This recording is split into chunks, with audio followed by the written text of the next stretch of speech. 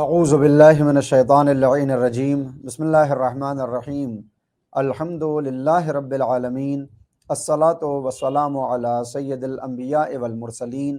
وعلی اہل بیتہ الطیبین الطاہرین ولعنۃ اللہ علی اعدائہم اجمعین۔ حاضرین و سامعین، ایک بار پھر آپ کی خدمت میں حاضر ہوں لے کر ماہ رمضان میں پڑھی جانے والی مختصر دعاؤں کے ترجمے کو اور ان کی تشریح کو لے کر۔ گزری ہوئی رات کہ جس میں آپ نے اعمال و افعال انجام دیے، خداوند عالم آپ کی عبادات اور اطاعت کو قبول فرمائے، اور وہ جو توبہ کے ذریعے سے ہم نے خداوند عالم کی پناہ میں اپنے آپ کو پہنچانے کی کوشش کی ہے، خدا ہم کو یہ توفیق دے کہ ہم اپنی اس توبہ کے اوپر باقی رہ جائیں۔ روایات میں آیا ہے کہ جیسے شب بیست و سوم ماہ رمضان یعنی 23ویں کی شب بابرکت ہے، ویسے ہی 23ویں کا دن بھی بابرکت ہے، لہٰذا امید کی جاتی ہے کہ آج کا دن بھی ہم نے عبادت اور اطاعت میں گزر اور بسر کیا ہوگا۔ آج کے دن مختصر دعاؤں میں خداوند عالم سے جن چیزوں کو ہم طلب کرتے ہیں وہ کچھ اس طرح سے ہے۔ بسم اللہ الرحمن الرحیم، اللہم اغسلنی فیہ من الذنوب وطہرنی من العیوب وامتحن قلبی فیہ بتقوی القلوب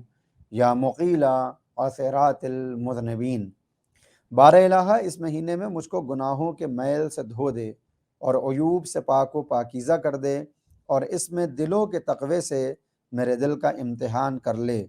دیکھ لے کہ میرے دل میں وہ تقوی ہے بھی یا نہیں، اے گنہگاروں کی لغزشوں کو معاف کرنے والے۔ غور فرمائیں تو اس دعا میں آج کی ہم نے گناہوں سے پاکیزہ رہنے کے لیے خداوند عالم سے حاجت طلب کی ہے اور اپنے عیوب سے طہارت کو بھی اللہ سے مانگا ہے۔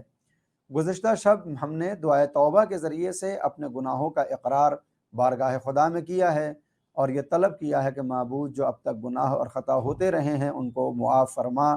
کہ آئندہ ویسی زندگی گزاریں جیسی تو چاہتا ہے۔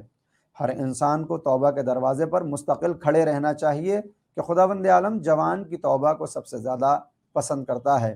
اور عام مومنوں کی توبہ کے لیے قرآن اور روایات سے یہ معلوم ہوتا ہے کہ جب کوئی بندہ معرض توبہ میں آ کر کھڑا ہو جاتا ہے اور اللہ اس کی توبہ قبول کر لے تو پھر ماضی میں جتنی تعداد سے گناہوں کو انجام دیا ہو اتنی ہی تعداد سے اللہ نام عمل میں نیکیوں کو لکھ دیا کرتا ہے۔ لہٰذا جب بھی موقع ملے ہمیں توبہ کرنا چاہیے، البتہ ہر توبہ کے بعد کوشش یہ ہو کہ جن گناہوں کی توبہ کی گئی ہے وہ گناہ دوبارہ نہ انجام پائے۔ لہٰذا گزشتہ شب جو عفو اور مغفرت اور فضیلت اور برکت اور رحمت کی شب تھی، ہم نے اپنے گناہوں کی معافی مانگی ہے، اور اصل امتحان ہمارا آج سے شروع ہو رہا ہے کہ اب یہ دیکھیں کہ جن گناہوں کی معافی مانگ کر ہم آئے ہیں کیا ہم نے دوبارہ ان گناہوں کو تو شروع نہیں کر دیا، اور پورے برس یعنی اگلے ماہ رمضان تک اپنے آپ کی حفاظت کریں کہ کوئی ایسا عمل نہ ہونے پائے کہ جو ہماری توبہ ٹوٹنے کا سبب بن جائے، کہ توبہ ٹوٹنا بھی خود ایک گناہ کبیرہ ہے، یعنی توبہ کو توڑنا گناہ کبیرہ میں شامل ہے۔ حالانکہ اس کے باوجود بھی خدا کی رحمتیں وسیع ہیں، اور اس نے بار بار یہ کہا کہ توبو الی اللہ توبۃ نصوحا، توبہ کرو، پلٹو اللہ کی طرف سے توبہ نصوح کی طرح۔ توبہ نصوح کیا ہے انشاءاللہ کبھی بیان کیا جائے گا، یعنی ایسی توبہ کہ جس کے بعد پھر گناہ کا امکان نہ رہ جائے۔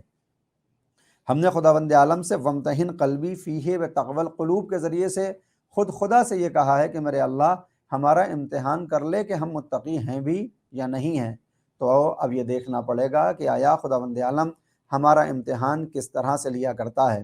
خداوند عالم نے قرآن کریم میں بیان کیا وَلَنَبْلُوَنَّكُمْ بِشَيْءٍ مِّنَ الْخَوْفِ وَالْجُوعِ وَنَقْصٍ مِّنَ الْأَمْوَالِ وَالْأَنفُسِ وَالثَّمَرَاتِ وَبَشِّرِ الصَّابِرِينَ، اور ہم تم کو آزمائیں گے، تمہارا امتحان لیں گے، کبھی تھوڑے سے خوف کے ساتھ، کبھی تھوڑی سی بھوک، کبھی جانوں کی کمی، کبھی مال کی کمی، اور کبھی نعمتوں کی کمی کے ذریعے تم کو آزمایا جائے گا۔ لہٰذا خداوند عالم کبھی ہمارے اوپر خوف طاری کرتا ہے اور وہ یہ دیکھتا ہے کہ بندہ ہم سے نزدیک ہے یا پھر شیطان کا کارندہ بن چکا ہے۔ کبھی بھوک طاری کرتا ہے، کبھی ہمارے گھروں سے جنازے اٹھتے ہیں، اور کبھی ہمارے مال و دولت اور اسباب میں کمی ہونے لگتی ہے، اور یہی وہ وقت ہوتا ہے امتحان کا کہ ہم اللہ سے نزدیک ہو رہے ہیں یا پھر اللہ سے دور۔ سوال یہ البتہ پیدا ہوتا ہے کہ خداوند عالم کو امتحان لینے کی کیا ضرورت تھی؟ جبکہ وہ علام الغیوب ہے، وہ دلوں کا حال جاننے والا،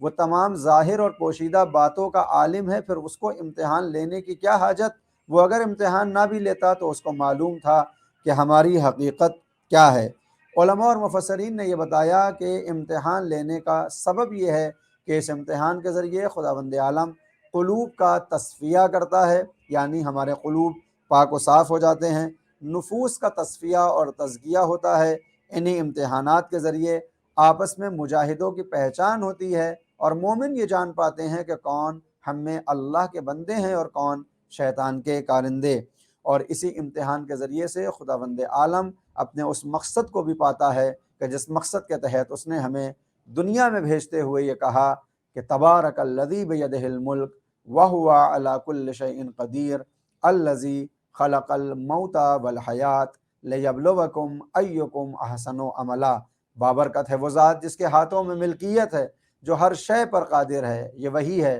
جس نے موت کو خلق کیا اور حیات کو، لیبلوکم ایکم احسن عملا، تاکہ اس حیات و موت کو دے کر وہ یہ آزمائے کہ تم میں سب سے بہتر عمل کرنے والا کون ہے۔ لہٰذا امتحانات الہی ہماری آزمائش بن کر آتے ہیں اور ہمارے قلب کو پاک، ہمارے نفس کو زکی اور ہمارے اندر وہ ہنر پیدا کر دیتے ہیں کہ ہم خداوند عالم کے نزدیک ہو جاتے ہیں اور شیطان سے ہمارا چھٹکارا ہو جاتا ہے۔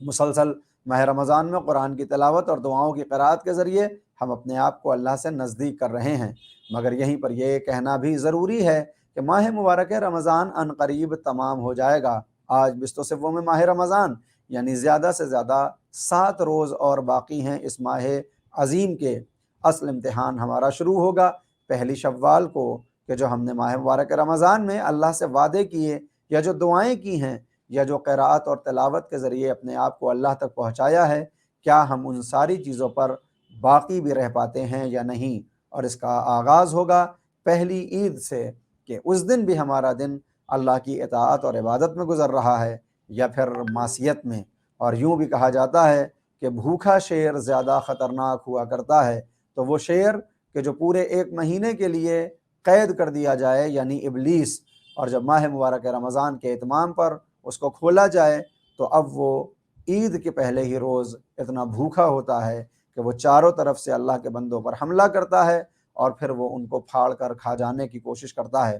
اصلی اور حقیقی مومن وہ ہے جو ماہ مبارک رمضان کے بعد روز عید بھی اپنے نفس کی حفاظت کرے، اپنے اعمال اور افعال کی جانچ پرکھ کرے کہ اب بھی وہ خدا کے نزدیک ہے یا پھر شیطان نے اس کو اپنانے والا بنا لیا ہے۔ خداوند عالم سے دعا ہے کہ ماہ مبارک رمضان کی تمام برکتوں کو حاصل کرنے کی توفیق مرحمت فرمائے، ہمارے مرحومین کے درجات کو بلند، ہمارے مریضوں کو صحت یابی اور ہم سب کو دنیا اور آخرت میں کامیاب بنائے۔ وآخر دعوانا ان الحمد للہ رب العالمین۔